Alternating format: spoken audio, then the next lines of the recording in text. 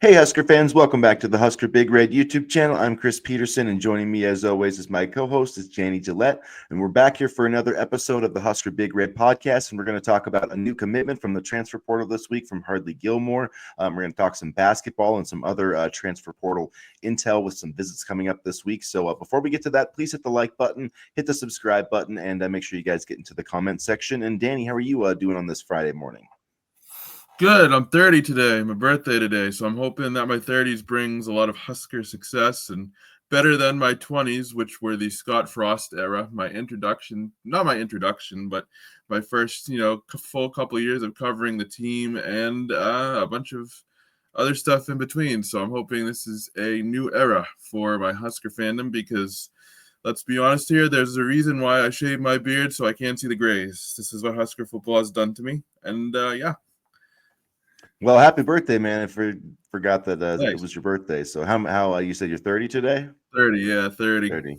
The big 3-0. Well, you got your best year still ahead of you. So I hope hopefully, so. I yeah, hope so. hopefully, hopefully you'll see some some more wins from Husker football here in the next Maybe a college few football playoff years. berth, at least. Yeah, Hopefully. maybe. Definitely think it's possible for them to be in the mix. It seems a lot more possible than it did a couple of years ago. But yeah, the college football playoffs turned out pretty interesting. Yeah, we can talk about that. I know we had like a plan, but we can talk about that a little bit if you want. A lot of Yeah, exciting games.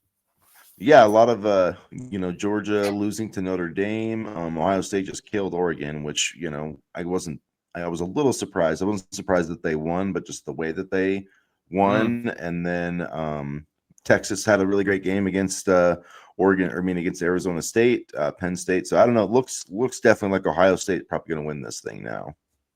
Yeah, and it's interesting because this is not the same Ohio State team we saw in Columbus a couple months ago. They've certainly flipped the switch, and I think the Michigan game might have woke them up a little bit, and now they're on a roll. So, you look at just how balanced they are on both sides of the football, and I wouldn't be surprised if Ohio State won it all. I had Oregon because they were the fast and flashy offensive team, but Ohio State completely clamped Oregon and you talk about the Notre Dame Georgia game. I kind of had a feeling that they might lose because obviously Carson Beck is out or was out, and I don't like Notre Dame, but I do like Marcus Freeman, and he's getting his boys to play. I mean, we saw even that in the opener against Indiana. So I'm excited. No matter who gets to the championship, it's the first time that the four remaining coaches have a chance to win their first national championship. So that's going to be exciting to see a new champion crowned either way, and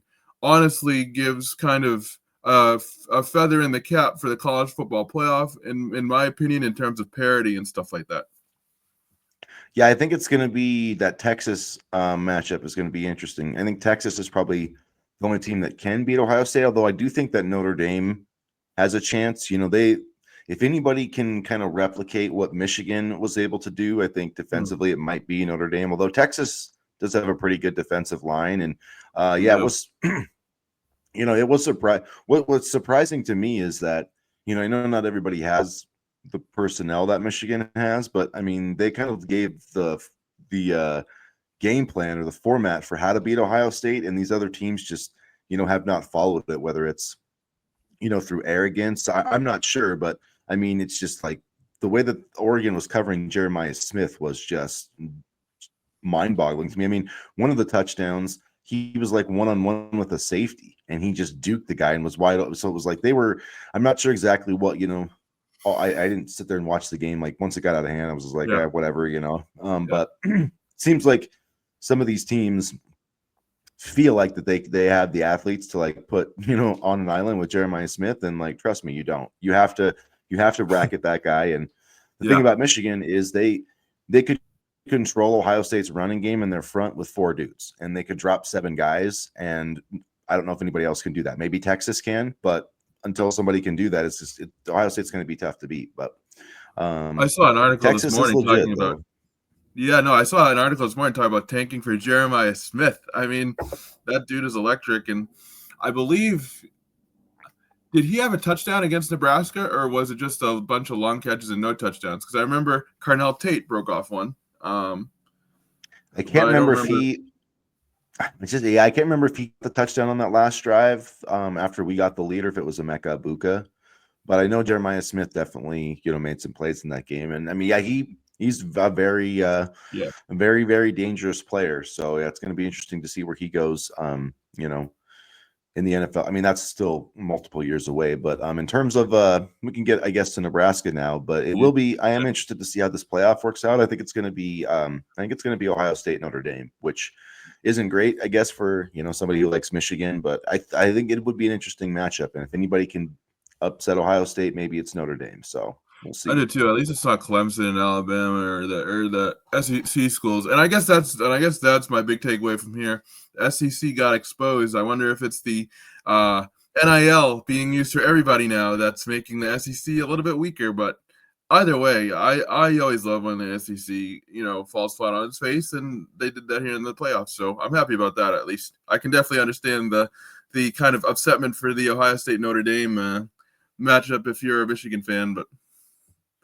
Well, I think with the SEC, it is really interesting. I think Michigan and Illinois sent some messages to the SEC that it's they're not the end all be all team or conference. I mean, like it's just you look at them every year, they play 8 conference games for one thing. So like I'm really tired of hearing about like the SEC strength of schedule, Yeah. because like they'll play one tough non-conference game, but then Yep. half their league plays like FCS teams, where like Yeah. in the Big Ten you can't even do that. The Big Yeah. Ten does not even allow you to Yeah. schedule below.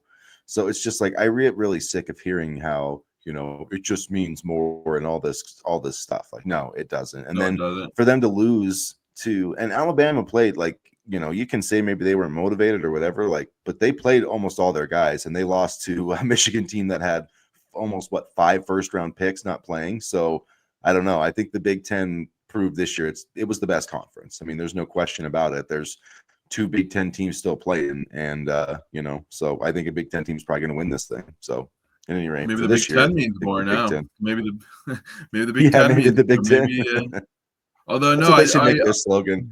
Maybe the yeah, Big no, Ten means. they got to change from the Big Ten too. I don't know what they would call it. I don't know, like the Big League or something. But anyway, kind of getting off on a tangent here, but very interested to see the playoffs, and hopefully Nebraska can get there one day. And in the meantime, they're making moves at the wide receiver position. Yeah, and so since we did our last episode, another wide receiver transfer portal pickup in Hardly Gilmore, another guy from Kentucky, and I'm really excited about this addition. If you look at his career numbers, only 6 receptions, 153 yards, but he was a 4-star recruit in 2024 and actually reclassified. So like coming out of high school, you basically came to college a year early and still got on the field for 7 games last year. Was hurt a little bit. Kentucky definitely didn't want him to leave. Keel Shorts, the new wide receivers coach, able to land him and Dane Key. Yeah. This is a guy who's going to come in, I think, and make an impact. And obviously, we saw Jalen Lloyd leave after. But man, when I look at this receiver room now, you got Dane Key, Isaiah Hunter, Ja'Cory Barney, Hardly Gilmore, Cortez Mills, Isaiah Mosey. You can throw Carter Nelson and Quinn Clark in there. I mean, this is a loaded wide receiver room for Nebraska football. Yeah, this is a loaded wide receiver room, and Hardly Gilmore is really explosive. Playmaker. I know he only has 153 receiving yards, 8 receptions, but he's a downfield threat, and I love that the offensive coordinator is getting his guys. And I love that the wide receivers coach is getting his guys. I mean, there's a clear plan here, and I love the cohesiveness with this plan, and I think we're starting to see this Dana Holgerson offense kind of take more shape than it did last season. Because let's be honest, I think Holgerson was still running a version of the Marcus Satterfield offense. So now I think we're seeing Holgerson and Keel Shorts get their guys, and I'm excited about Gilmore. And Lloyd actually transferred before Gilmore committed, so I'm wondering if he kind of was told to leave. Or I don't want to speculate because I know there's been a lot of speculative BS, and I hate that. I hate that. But I'm excited for Gilmore to come in and see what he can do. And there's no pressure for him to play right away. And like you alluded to, that's just another toy in the toy chest for Dylan Raiola to throw to. And man, this wide receiver room is loaded. And what I like about it is in a big picture scale is Nebraska lost, Malachi Coleman and Jalen Lloyd, who were two guys that had multiple years of eligibility left, right? And so to essentially replace them, they get a guy in Isaiah Hunter who has 3 years of eligibility left, and now Harley Gilmore, who also has 3 years of eligibility left, and they got Dane Key. And so, I mean, if you add in like Banks in there, Nebraska technically lost 4 receivers, so they've added in 3. But I feel like the way that they've added, it's just really, they've added really quality players. And, I like that they've got, all these guys for multiple years. I mean, Ja'Cory Barney, 3 years of eligibility. Isaiah Hunter, 3 years. Hardly Gilmore has 3 years. So, they've got all these guys that have multiple years to play with Dylan Raiola and whoever else kind of even comes behind him. When you have Cortez Mills and Mosey, Carter Nelson. So if Nebraska can keep all these guys, keep all of them happy, they could have this same receiving core together with Dylan playing quarterback for the next 2 years. And I think that's a pretty important thing to have. And that's a good point you made, because it's been a theme of the transfer portal too, right? Marco Davila, freshman last year. You had Gabe Moore, redshirt freshman. You had Jalen George, who is also, I believe, I don't know if he's a freshman, or I think he has multiple years of eligibility. But even still, you're noticing a theme with these transfers: multiple years of eligibility, multiple years to develop, and I think that's important because it helps build the program and it gives them a chance to get acclimated, and it's not just a one and done type of deal. Yeah, and just, giving the quarterback a chance to kind of build that rapport with his receivers, I think is going to be, a really good thing going forward. And I'm just really excited about all the production, that this team is going to have. Essentially, 3 guys with, who caught over 40 passes last year, in Dane Key, Hunter, and Ja'Cory Barney. And then you bring in Hardly Gilmore, who has a ton of potential, and, Cortez Mills and Mosey and Carter Nelson. And it's like, Dana Holgerson's going to have like a fun, but maybe, stressful time trying to figure out how to get all these guys, involved in the offense, which I think that's going to be a good problem to have. And he's the type of guy that you want for that, because, he built some really great offenses at West Virginia and Houston. And I think with all the toys in the toy chest, he's going to be able to put out a really good product next year. And if the defense, it looked pretty darn good in the first game under John Butler. I know everybody was freaking out. Not everybody, but a lot of fans were freaking out about John Butler. And I thought he did a pretty good job against Boston College. And like, I'm not worried about the defense going into next season. Like, I'm really not. Hot take: I think they could be better than last season.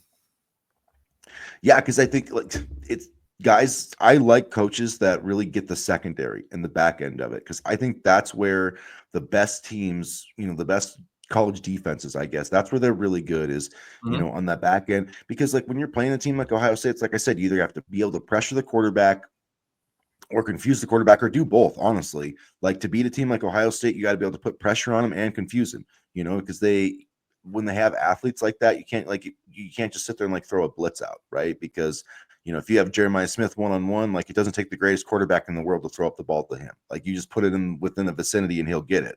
So like, you have to be able to confuse them. And that's kind of what Michigan did with Will Howard is, they were doing bracketing coverage. They were throwing out different looks. And by the time it got, into the second half, like, that dude wasn't sure where to go with the ball. And so I think that's part of the reason. Like, people want to be like, why did Ohio State not throw the ball against Michigan? I mean, they tried, and Will Howard was deer in the headlights. And so like the coaches like had no idea where the ball was going. And when your quarterback is like that, it's hard to sit there and throw it over and over again.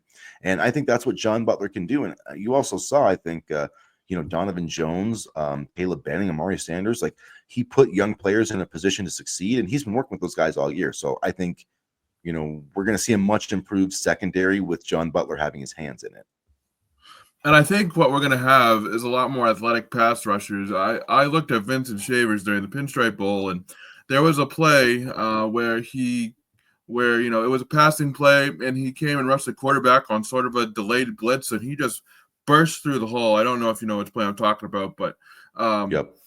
So that type of athleticism with McGahee, Shavers, that type of pass rushing ability and emergence to kind of be able to get in the quarterback's head is going to be important too. I think what we're seeing now, what we're going to see now is pure pass rushers in McGahee and Shavers, and more athletic pass rushers than Hutch and Ty Robinson, they were good pass rushers, but I feel like they relied a lot on the physical component of it, and it worked for them. I'm not dissing that, but I think they're just a different type of pass rusher than McGahee and Shavers. I feel like McGahee, they are both kind of athletic and a little bit more. They can come off the edge and kind of, I guess, rush the passer in different ways. A little bit more versatile in that way. Yeah, McGahee definitely has that elite, bend around the edge, and I thought he played well too. Even Jordan Ochoa, I thought played well. I was really watching Keanu Davis and Riley Van Poppel as much as I Yeah. could. I thought they both played well. So I like where they're at in terms of the pass rush, and I know they've got a couple other visitors on the defensive line, not also the offensive line, not visitors, I guess, but I guess. But Fafili, Fayamon, whatever, the guy from Washington State. Again, I'm not great with the names, but he's I'm not good still with the name down. either. So yeah. He's still down to Michigan and Nebraska, but Wake Forest has now entered the mix, and that I believe the his old position coach has now ended up at Wake Forest, and they're also going to get a visit. So I don't know. They keep like both the Michigan and Nebraska reporters keep saying like he's going to decide this week. Well, they said that last week, and then they said that again this week. So I'm not sure when this dude's actually going to decide, but it does seem like Wake Forest has now entered the mix, and he is the number 2 offensive tackle prospect in the portal, number 21 overall according to 24/7 Sports. So, like, he's my number 1 guy on my board. And if Nebraska could get him, I would feel a lot better about their offensive line situation. So, And they do. Yeah, no, I agree, because it seems like every comment I read is we need offensive linemen, and I think we do. So I think getting him would definitely be important. And then actually today, former Auburn Tigers freshman defensive lineman TJ Lindsey is on campus. He appeared in 1 game for the Tigers in 2024. So again, a guy with a little bit more potential.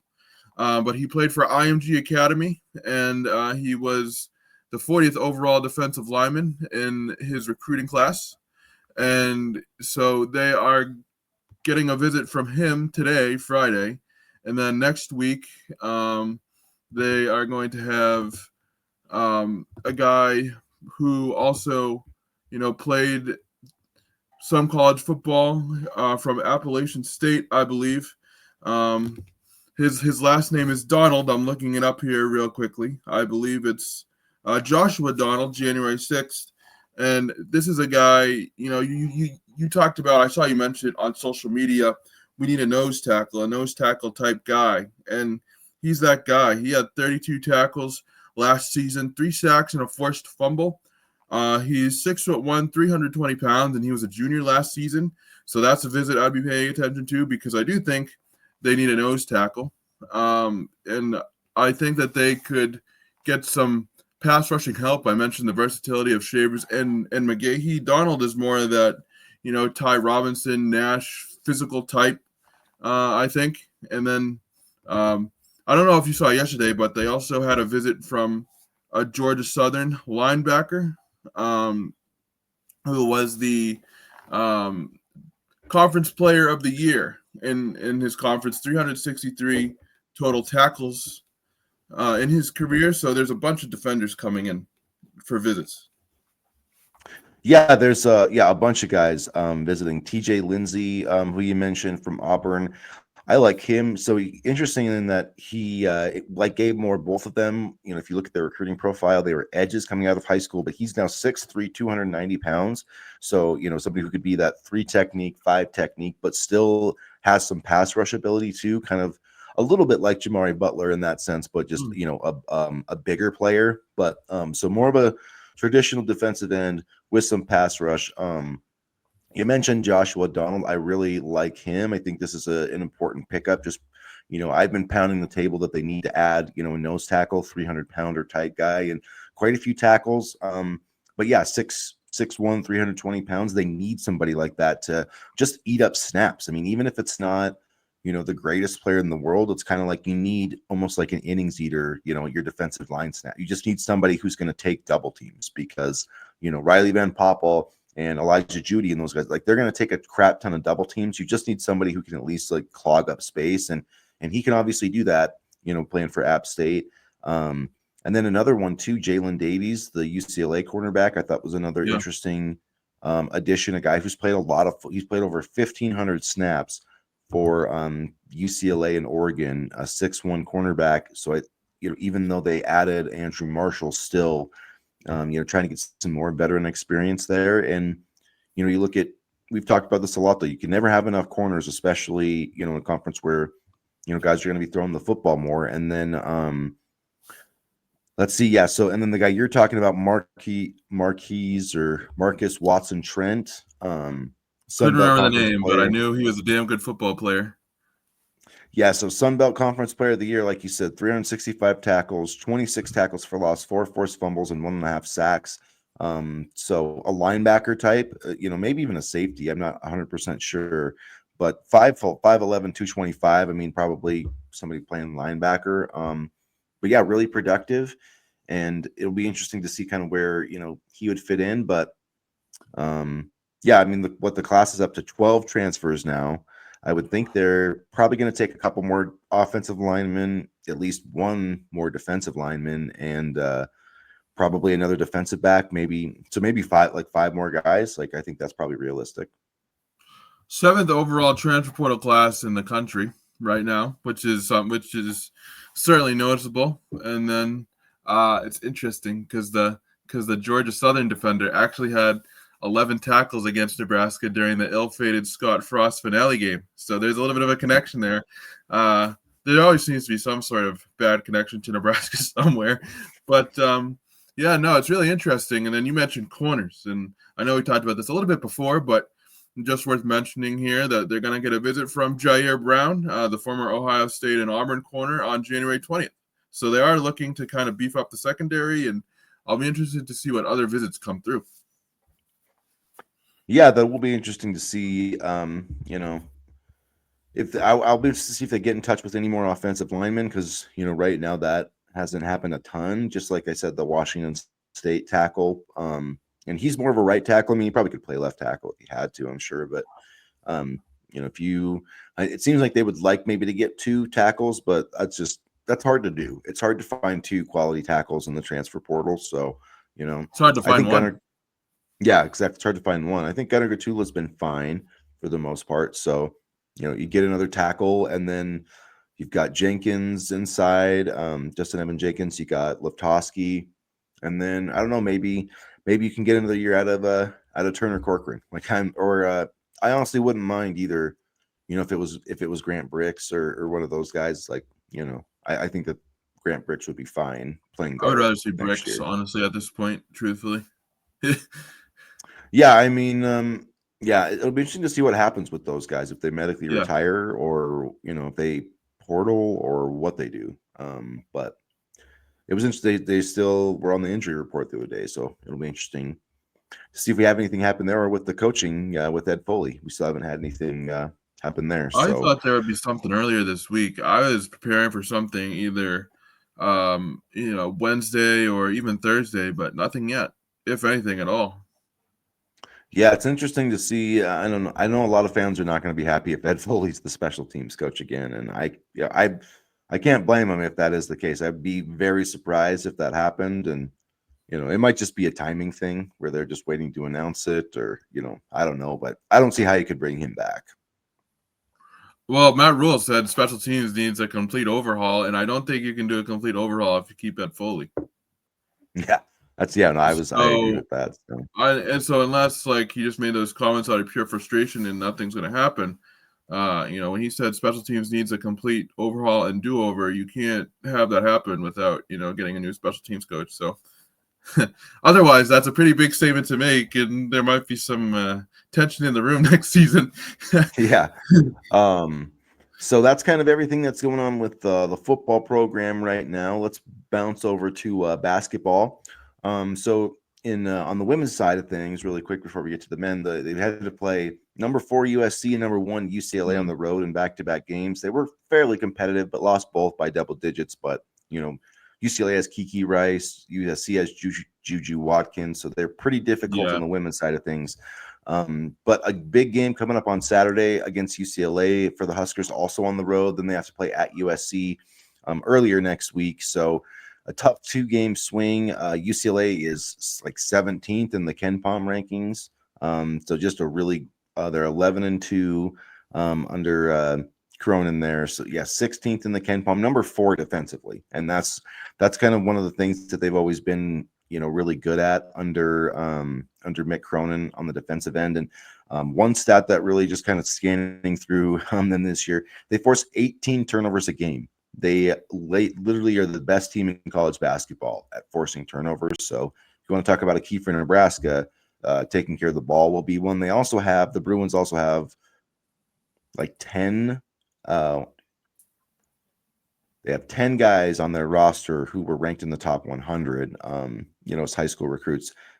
3 of them aren't really playing this year, but like Eric Daly has really had a strong season for him, a 6'8" forward who's a sophomore. They kind of have a little bit of size, which will be interesting because Nebraska kind of deals with that. So it's a really strong a team that they shoot the ball really well from 3, and they play really great defense. So interesting matchup for Nebraska and a chance to build their resume. Right now, Nebraska is one of the last teams projected in the tournament for ESPN bracketology. So this definitely would be a quad 1 victory and would strengthen their resume if they could get it.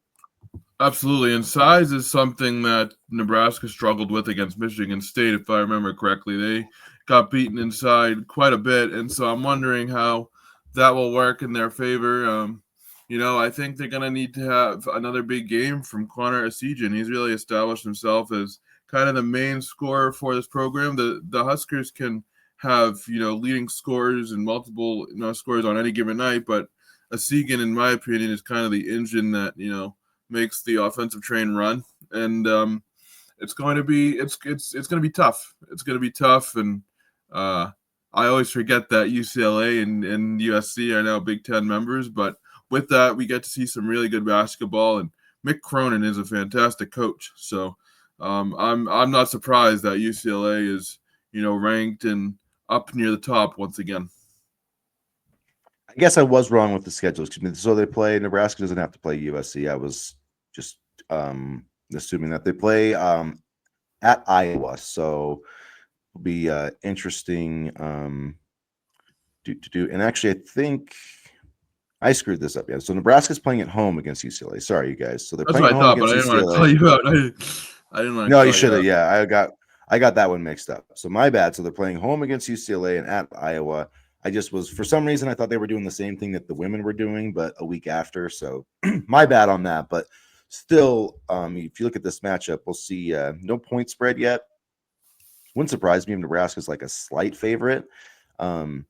But UCLA is ranked so high in the Ken Palm that would still be a quad 1 victory since they'd be number 16 at home. So actually, that's a really big opportunity for Nebraska. And then you have to play at Iowa the next game, which that's always tough to win at Carver Hawkeye Arena. But at least not a long road trip for Nebraska. I wonder at some point if they're going to have to make that this year. Yeah, they have to play at Oregon. So they have to play at Oregon and Washington. So that's their long trip this year. So I mean, that is a pretty long trip. So yeah, but you look at the fact that Nebraska hasn't lost at home in quite some time, and it certainly makes it the vault is the kind of home court advantage that you dream about. And so I think this that does give them an advantage, but I still think it's going to be an uphill battle because this is a good UCLA team, as you alluded to. And so it'll be Saturday. It's on Fox, tipping off at 11 Central Time, 12 in your area, Danny, 12 Eastern. So yeah, huge national TV game, 2-11-2 teams. It's just kind of crazy that UCLA is 11-2, and they're one of the highest ranked teams, and Nebraska's 11-2, and they're just like a bubble team right now. But they'll definitely move up their profile if they can win this game. So 1-1 right now, coming off the Big Ten restart. I think looking at this team and this resume and this roster, I think they got to go probably 11. They have to probably go 11-9 in the Big Ten to make the tournament or to feel safe, going into the Big Ten tournament. So you have what 10-8 over the next 18 games. I think that's kind of my. Yeah, I think it's doable, and that's what they got to do probably to make the tournament. I mean, we'll see how that Oregon State game goes, but yeah, after this one, home against UCLA, then at Iowa and at Purdue. So back-to-back tough road games for Nebraska. But I mean, every road game in the Big Ten is going to be tough. They play For at everybody, yeah. Maryland, at Wisconsin, at Oregon, at Washington, at Northwestern, at Penn State, at Ohio State. So they don't have to play at Michigan, which is a positive this year because Michigan bounced back quickly with Dusty May. They're actually the highest ranked Big Ten team in the KenPom rankings right now. It's Michigan and then UCLA. So interesting how that has kind of played out. And I don't put too much stock in these midseason tournaments, but I feel like the Diamond Head Classic gave, the Huskers a chance to kind of reset, refocus, and find their groove again. So I'll be interested to see if that can carry over to the rest of Big Ten play. Yeah, I'm interested to see too what Bryce Williams can keep doing. So he has been spectacular so far. I think he's set himself in a position to be an all Big Ten player, and we'll see if he can keep that rolling in conference play. And then the women do host Penn State on Sunday. So 1 and 2 in Big Ten play right now would be they'll have a chance there to even up their record, and just a tough. You can't really make a tougher schedule in women's basketball right now than back-to-back road games against USC and UCLA. So that's like as tough as it gets. And the women's team still projected to make the tournament. I don't think those 2 games is going to impact that at all. Yeah, every team is going to have a tough stretch of their schedule, and I think this team is still very good. And it's not like they lost to cupcakes. I mean, that's some of the best teams in the country. So as long as they take care of business the rest of the way, I think they should be okay. All right, you guys. Well, I think that's all we have for this Friday edition of the Husker Big Red podcast. We'll be back on Monday to wrap up everything basketball, transfer portal, whatever else happens this weekend. So hit the like button, hit the subscribe button, get into the comment section. And as always, go Big Red. Go Big Red.